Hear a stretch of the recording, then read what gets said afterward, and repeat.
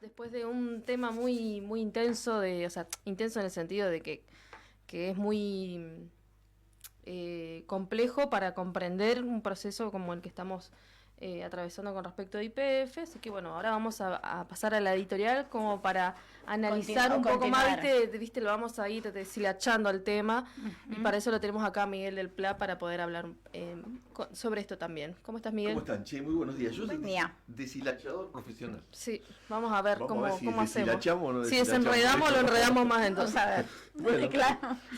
El tema, mirá, el tema es bastante oscuro, así que merece un análisis y ver hasta dónde sabemos y también ver lo que falta saber, porque hay muchas cosas que se manejan a escondidas del pueblo y no hay una información cierta que uno pueda tener para poder, digamos, completar el análisis. Podemos hacer el trazo grueso, pero después faltan cosas del trazo fino.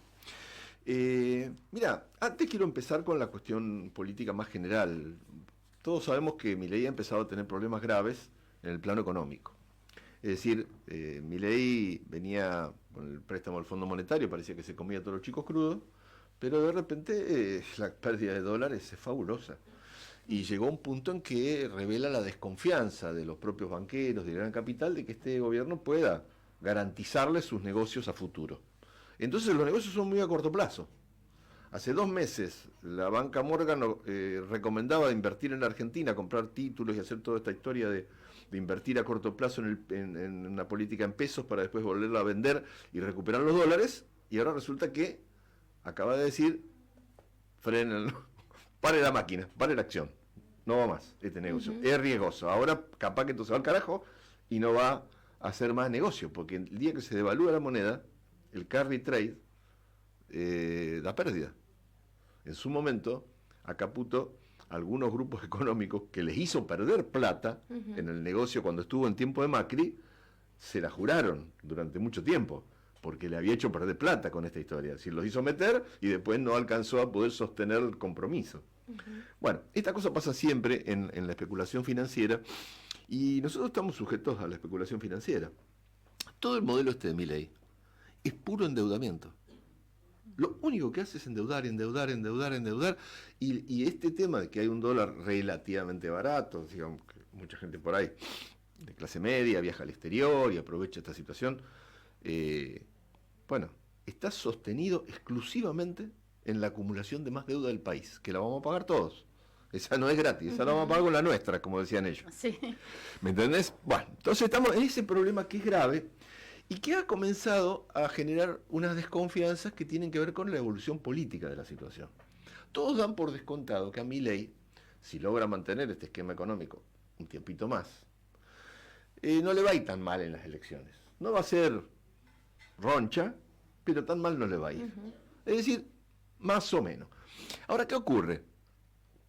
El Gran Capital está diciendo de que si queremos realmente inversiones, habrá que esperar que esto se ratifique en el 2027. Yo lo comenté el otro día en mi editorial, porque me había llamado la atención por primera vez ver un comentario de ese tipo en un periódico. Pero ahora resulta que es generalizado. Varios grupos capitalistas han manifestado de que la verdadera viabilidad de Milei se va a conocer si logra repetir el 2027. Es decir, que tenemos todo un periodo muy largo de tiempo, de más ajuste, y donde lo que le reclaman los grandes capitales es que ya no basta con echar unos cuantos empleados, cerrar vialidad, bueno, todas estas porquerías que se están haciendo ahora, ¿no es cierto? Que tendremos que luchar para que no se concreten. Pero no es lo que a ellos ya les interesa. Tiene que ir a las reformas que ellos lo llaman de fondo. Jubilatoria, eliminar la jubilación como la conocemos. Laboral, eliminar los convenios como los conocemos. Impositiva, en el sentido de ahogar mucho más a las provincias y concentrar los recursos en la nación. Se habla de un super IVA.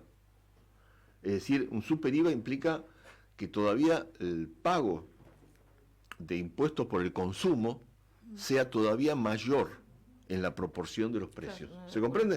Es decir, que lo pague el consumidor, no que lo paguen las ganancias empresarias, el presupuesto y los gastos del Estado. Bueno, y con la prohibición o un esquema de reparto diferente del que se hace ahora, prohibición de los ingresos brutos de las provincias, del impuesto a los ingresos brutos, que es el eje de la recaudación de las provincias. Ayer hubo una reunión de gobernadores de la Patagonia. En esta reunión, Beretilnec, el gobernador de Río Negro, declaró cosas como, por ejemplo, cuando se sancionó la ley de coparticipación federal, las provincias tenían el 58% y el 42% le correspondía a Nación. Ahora estamos en un 63 Nación. De 48 saltó al 63. Y las provincias solamente están recibiendo el 30%. Y hay un 7% ahí que fluctúa según la utilización que Nación le quiera dar. Algo le puede dar a las provincias o algo se quedan ellos. Bueno, la desigualdad es brutal. El ajuste ya se hizo contra las provincias y se quiere profundizar. Y este es el panorama que tenemos. O sea que nosotros vamos a tener, sin aporte jubilatorio, sin derechos, sin un pepino, es que está harto de esto. Y las encuestas le empiezan a dar mal a Milei. No es que se sigue fortaleciendo, como en algún momento parecía que se fortalecía, ya empezó a caer. Y bueno, este panorama crea las condiciones para que la clase trabajadora intervenga en esa crisis. Bueno, nos preparamos para eso. En el medio de todo este lío apareció lo del fallo de YPF. Bueno, ¿cómo es esto del fallo de YPF? ¿De dónde viene la historia? En 1992 se privatizó YPF. Ustedes saben que parte del desarrollo histórico de Santa Cruz es la llegada de YPF. Cuando vino YPF, descubrió el petróleo en Cañadón Seco y se comenzó todo un proceso de población en la zona norte de Santa Cruz. Prácticamente todas esas poblaciones de la zona norte son el resultado de la inserción de YPF en nuestra provincia. YPF tuvo un papel colonizador en Santa Cruz, organizador. Los gimnasios de los pueblos lo hacía YPF.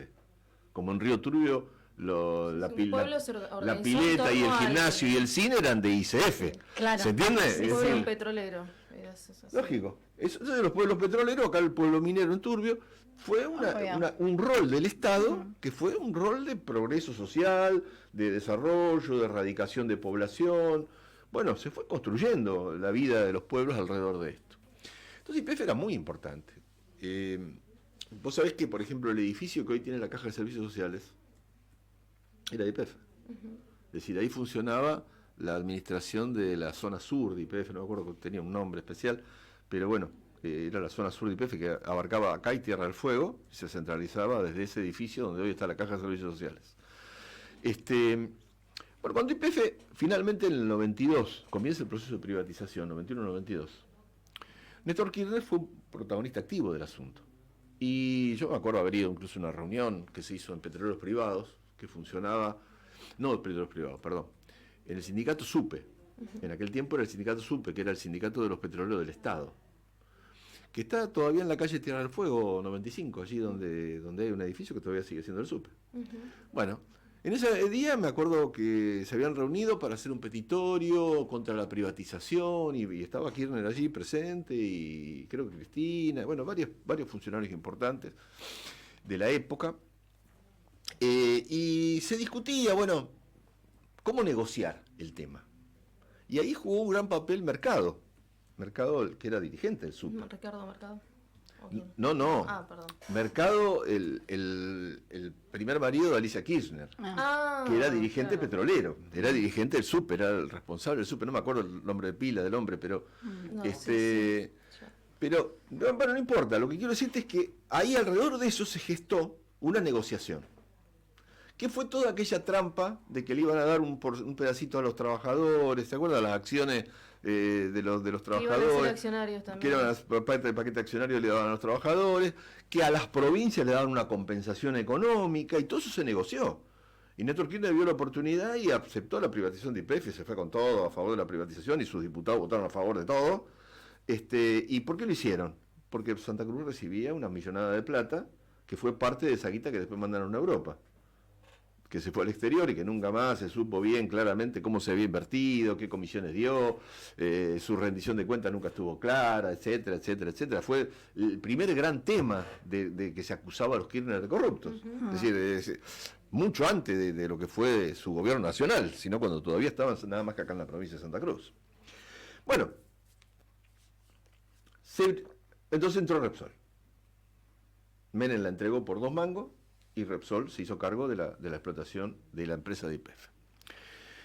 ¿Qué hizo Repsol? Repsol hizo un desastre. Sacó todo el petróleo que pudo para compensar lo que tenía que haber pagado por la empresa, lo más rápido posible, depredando, rompiendo, no invirtió en desarrollo de las áreas. Bueno, y en un punto determinado, incluso ese proceso llevó a que, visto que ya se había como agotado la primera etapa donde esto fue muy rentable para Repsol, Repsol era una empresa española, lo que hicieron fue lo siguiente. Kirchner presionó, ya siendo gobierno nacional, para que hubiera argentinos en el directorio de YPF, que formara parte del directorio y parte de la empresa. Y negociaron un mecanismo por el cual el empresario Eskenazi, que de algún modo era socio de Kirchner, porque había comprado el Banco Santa Cruz, cuando Kirchner en 1995 privatizó el Banco Santa Cruz, Eskenazi se hizo cargo del Banco todavía, hoy entiendo que es el dueño del Banco Santa Cruz, del 51% de las acciones del banco, así como el Banco de San Juan. Bueno, este grupo, que se llama Petersen, el grupo económico, era de la familia Eskenazi, o es de la familia Eskenazi. Bueno, en ese momento Eskenazi ingresó a través de ¿qué? Tomaron préstamos en España, crearon una compañía fantasma en España, que no tenía ni activo ni nada, solamente era para poder hacer este negocio. Y esa compañía fantasma compró el 25% de las acciones de YPF a partir de préstamos que tenía que devolver y que los devolvía con la plata de las ganancias que daba a la propia YPF. ¿Se entiende? Sí. Si yo me asocio a tu empresa y pago la sociedad que hice con tu empresa con la ganancia que tu propia empresa me da. Bueno, esto era muy loco, nadie lo entendió en ese momento, parecía que era una cosa rarísima, ¿no es cierto? Bien. Sin embargo, era parte de un negocio donde Repsol le convenía, porque a cambio de ese traspaso de acciones, ella también, la empresa Repsol, podía sacar la plata de la Argentina. Estamos en vivo, así que vamos a continuar. Miguel, estabas hablando de cómo venía la historia con Repsol YPF. Acá nos dicen que sí, que seguimos por las plataformas, por las redes. El Instagram murió, digamos. Bueno, mira, vamos a... Entonces, estábamos contando un poco esto de Eskenazi, el negociado que había. Bueno, Repsol aceptó esa situación de incorporar a Eskenazi porque era la manera de fugar los dólares de la Argentina. Y se llevaron 6.000 millones de dólares en 4 años, a través de este mecanismo. Y Eskenazi cada vez era dueño de un poquito más de las acciones porque iba pagando sin haber hecho nada. Bueno, y se había incorporado al directorio de la empresa. Cuando finalmente todo esto entró en una crisis total y toman la decisión de renacionalizar, entre comillas, YPF en 2012, gestión donde tuvo participación el gobernador Peralta, digamos, fue importante todo este proceso, se lo hizo incluso una campaña política alrededor de eso. Pero el tema es que cuando viene y era ministro de Economía Kicillof, le cortan el chorro ya no pueden hacer el mismo negocio, porque este negocio estaba atado a la cuestión del pacto entre Repsol y Eskenazi. Y entonces cuando arreglan con Repsol, que le pagan una millonada, porque primero decían, no, a Repsol no le vamos a dar nada por la estatización. ¿Por qué le vamos a dar por la estatización? Si Repsol dejó los pozos hecho pelota, nos debe 3.000 millones por remediación ambiental y la empresa hoy no vale más de 3.000 millones. No le vamos a dar nada. Kicillof, la primera conversación que tuvo sobre el tema, dijo, no le debemos nada a Repsol. Bueno, ¿cuánto terminó pagando? 5.000 millones de dólares.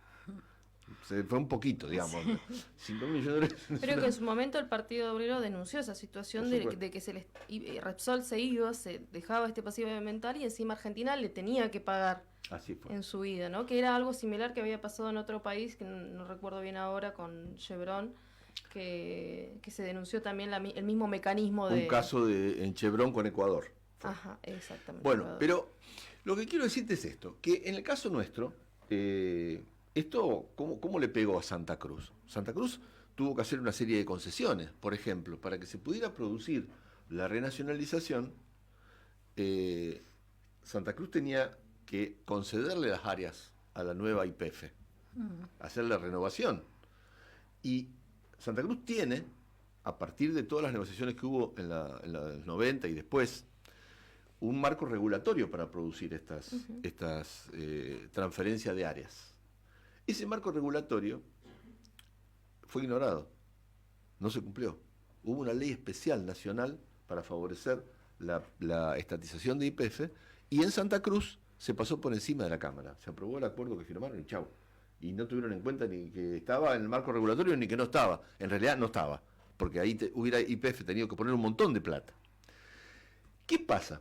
En el medio de esa negociación, a las provincias le corresponde un pedacito de YPF. O sea, YPF fue renacionalizada en un 51% de las acciones, que es lo que le pagaron a Repsol, pero a las provincias le correspondía un pedacito a cada una. Santa Cruz, por ejemplo, corresponde el 5% de las acciones. Y se supone que es propietaria de las acciones esas. Las otras provincias nunca pagaron nada sobre esto.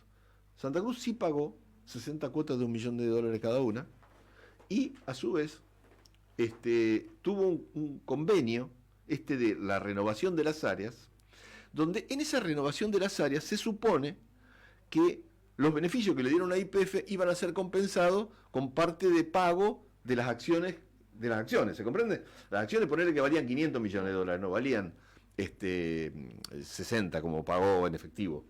Pero el resto se compensaba con los beneficios especiales que le dieron a YPF por no haber respetado el marco regulatorio y no cobrarle cosas. Entonces hacía una compensación de deuda. Yo no te cobro, pero esto va como parte de pago de las acciones.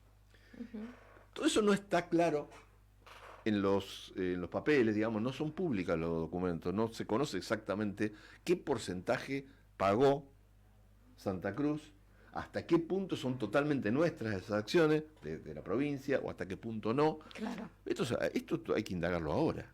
En ese punto está oscuro y hay que indagar cómo es el problema, porque esto nos afecta directamente. ¿Por qué viene el juicio? Y ahora vamos a lo del juicio en 2 palabras. El juicio viene por lo siguiente. A Repsol le ofrecieron tanto por cada acción.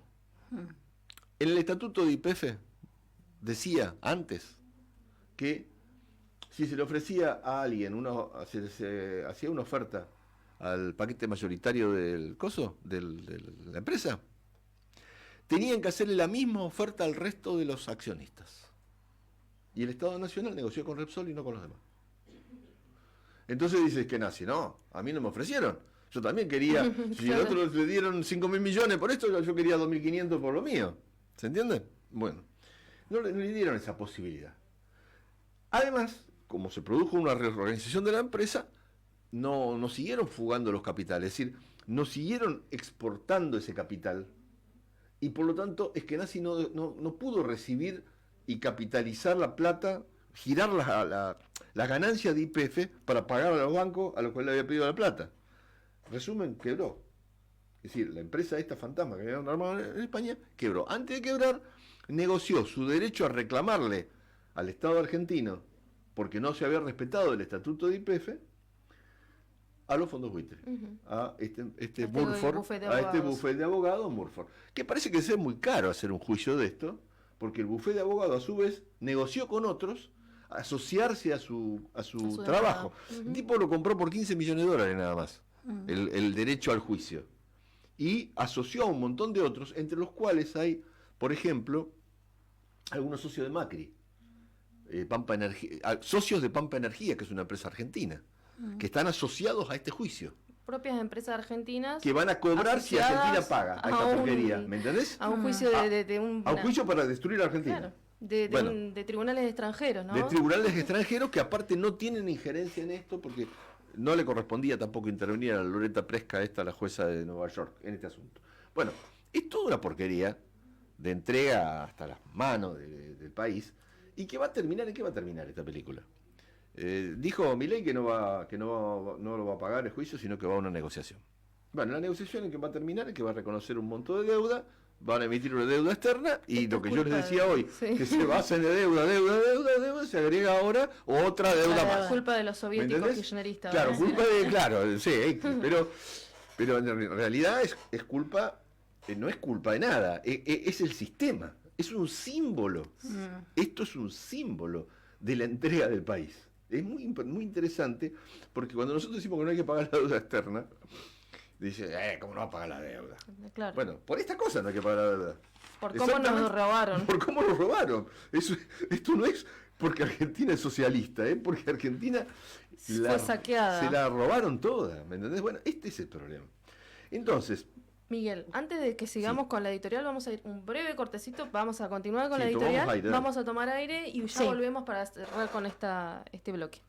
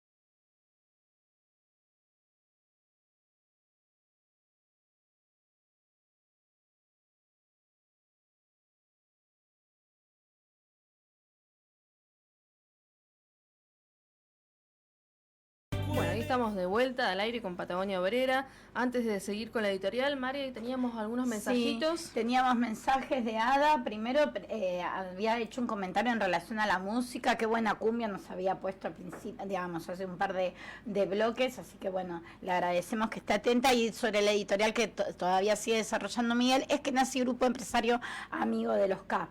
Y después también teníamos otros mensajitos más temprano. Saludos desde Caleta, Olivia, compas, estaban en plena producción del Locro Obrero, nos habían dejado por Facebook, y también de Gobernador Gregores, saludos a las chicas de Gregores, muy completo el informe de Romy en relación al bloque docente, y qué lindo escuchar a Gaby, la quiero mucho, para contarles que el jueves se evacuó el colegio secundario número 21 de la localidad, por pérdida de gas se suspendieron las clases, los alumnos ya venían reclamando ese día los problemas de calefacción en ese colegio. ¿Qué van a decir? ¿Que también fue un acto terrorista? Es muy grave lo que está sucediendo. Por eso, hoy vayamos a las asambleas de ADOSAC en todas las localidades a discutir el mejor camino a seguir. Saludos a todos. Silvana Nasser, la turca. Le mandamos un abrazo. Yo también te quiero mucho, Silvana, y le mandamos corazones. Corazones a ella. Y después creo que nada más. Por ahora, y que sigan mandando mensajes. Que sigan escribiendo. Bueno, ahora sí, Miguel, nos metemos en la segunda parte de tu editorial.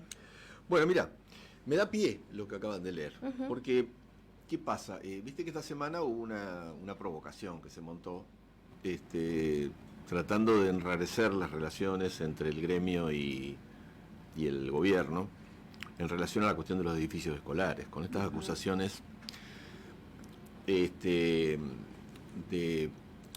hombre Gutiérrez, el que fue antes ministro, sí. Claro, Julio Gutiérrez, que ahora tiene el cargo todavía del Mercosur, del Parla Sur.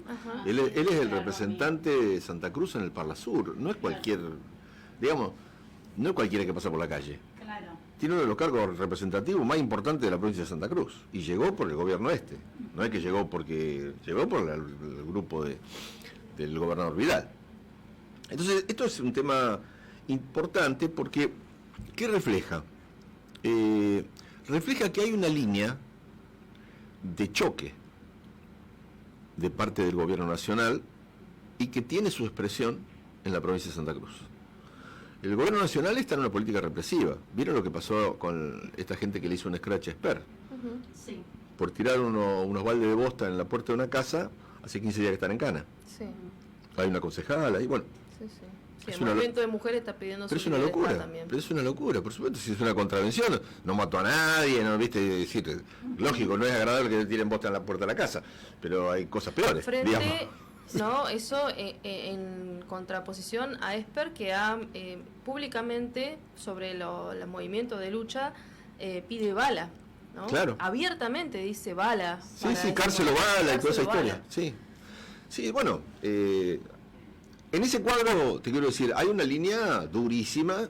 ¿Por qué? Porque, viste, cuando empezamos el programa hoy, yo te decía, cuando empezamos la editorial, yo planteaba la cuestión de que Milei tiene una exigencia de ir a fondo en una serie de cosas que no se sabe si políticamente son practicables.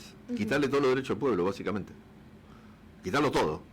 Entonces, ¿cómo lo va a quitar todo? Y a palos, porque de otra forma no hay. Sí, digamos, el pueblo no lo va a aceptar. Entonces, va a ganar una elección después de haber liquidado a toda la oposición sobre la base de proscripciones o encarcelamientos o persecuciones o represiones.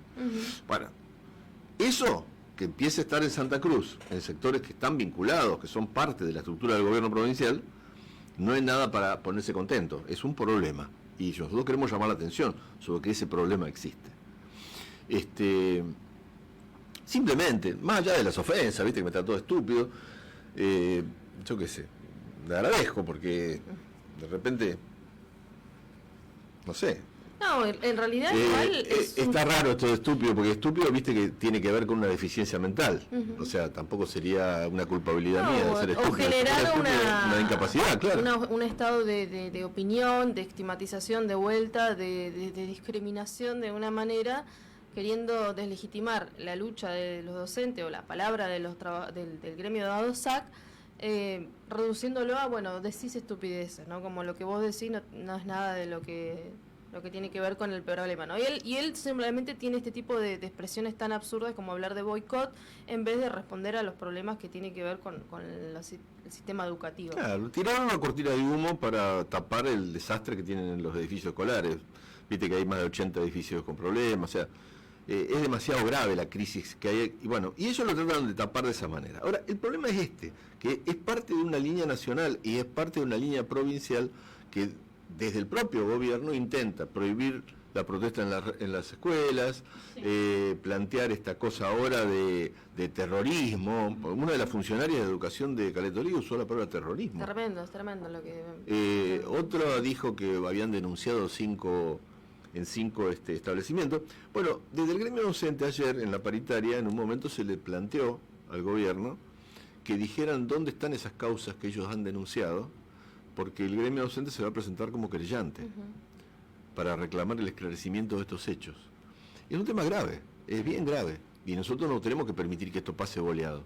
Claro. Así que está muy bien la actitud que tomó el gremio docente, realmente los felicitamos a los compañeros en este tipo de actitud, lo mismo que en la respuesta que se le dio intimándolo a Gutiérrez por sus declaraciones. Vieron que ahora hay un juicio también de Molina. El padre Molina intimó a funcionarios del gobierno provincial, entre ellos al presidente del Consejo de Educación, por las declaraciones que habían hecho respecto de la Fundación Baldoco. No es que yo sea defensor de Baldoco ni nada, pero en definitiva plantean un juicio de calumnias e injurias como el que nosotros le vamos a hacer a Gutiérrez. Así de simple es el tema. O sea, es parecido la tónica del problema. Y bueno, el juicio se va a hacer. Les puedo asegurar que se va a hacer y si hay que incluso sacarlo en indemnización, si no está dispuesto a rectificar sus declaraciones, se la vamos a sacar, porque corresponde, porque no se puede ser tan impune y no podemos permitir, y no se puede permitir que se refuerce una ola de estigmatización enrarecer el aire, sabotaje, terrorismo, ¿me entendés? Y esto también... y vincular eso a los reclamos genuinos de los trabajadores, porque ¿cuál es la cosa? Es descalificar el reclamo. En el tiempo de previos a la dictadura militar, les cuento una anécdota. ¿Saben cómo le llamaba Balbín, gran dirigente del Partido Radical, a los reclamos laborales y a los cuerpos delegados que había en las fábricas? Guerrilla fabril. Él decía, hay una guerrilla fabril. Es decir, había que combatir a la guerrilla del ERP, ponele, o de los montoneros, pero además había que combatir a la guerrilla fabril, que eran los trabajadores organizados en sus comisiones internas que protagonizaban reclamos y movilizaciones en esa época, en el 74, 75. Bueno, es grave, es bien grave. Cuando empiezan a meter estas palabras, no hay que considerarlas simplemente... Claro, exactamente. Además, te sumo a esto, Miguel, que por ejemplo nosotros tuvimos también la paritaria central en el día jueves y que el gobierno provincial, primero que no llevó ninguna oferta, que todo el tiempo estuvo pateando la discusión y a los consultas y los planteos respecto, porque la administración pública central tiene muchísimos problemas, al igual que la docencia, de escalafón salarial, de que se los reencasillen, de que se les han hecho descuento y que están reencasillamientos mal hechos, condiciones laborales, pase a planta, y entre eso lo salarial. El gobierno no se limitó solamente sobre el final del cierre de la paritaria, que pasó un cuarto intermedio, a decir que ellos estaban trabajando en una oferta superadora, ya que la anterior había sido rechazada, y solicitaban a los gremios abstenerse de realizar medidas de fuerza. Y eso también es una declaración por parte de este gobierno, porque ellos primero, uno podía decir, bueno, sus diputados están presentando un proyecto antiprotesta. Ahora, ellos sostenerlo en una paritaria salarial, que los gremios no se abstengan de hacer medidas de fuerza frente a la situación salarial o a la negociación, también es grave, porque ellos están queriendo condicionar, teniendo en cuenta que han pasado como 4 reuniones paritarias de cuarto intermedio a cuarto intermedio sin dar ningún tipo de respuesta, y encima colocar esta idea de que, bueno, ustedes no hagan medidas de fuerza, chicos. Porque... Bueno, esa paritaria pasó para el 14. Claro. Y ahora esto significa lo siguiente, es muy simple. Va a empalmar con el reclamo de los maestros. Así que, según como venga el plan de lucha que van a votar los maestros, prácticamente estamos en la situación en que vamos a tener que unir el reclamo. Porque es muy probable de que la oferta que le hagan también a los compañeros de la administración pública sea inaceptable. No cambia nada el panorama de la miseria que están sufriendo los salarios de todos los sectores. Entonces, bueno, es la oportunidad de unificarse y esperemos poder hacerlo realmente, porque eso va a habilitar un camino de lucha común, que es la única forma que se va a construir realmente una organización de la clase obrera, luchando. De otra forma no se va a construir. Así que bueno, apostamos a fondo a esa perspectiva y yo con esto cierro este informe, que por supuesto es bastante incompleto. Y sí, me deja justo a poco, hay como varias cosas que no tocamos, ¿no? Que probablemente sea un poco oscuro, pero vamos a tratar de esclarecerlo para la próxima. Sí. Vamos a ver que también los oyentes nos digan por ahí qué cosas le faltaron, porque por acá también falta ahí un poco de profundización de investigación, ¿no? Así es. Bueno.